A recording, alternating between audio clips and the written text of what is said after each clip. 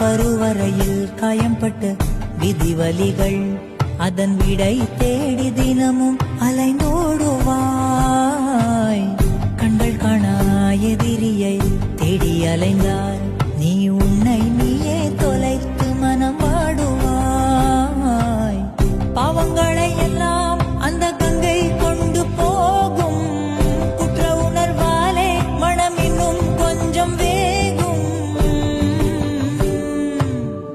இன்று உன்னை அணிகின்ற புத்தம் புது மாலை ஒரு நாளைக்குள் வாடிவிடும், நடப்பதை யார் அறிவார்?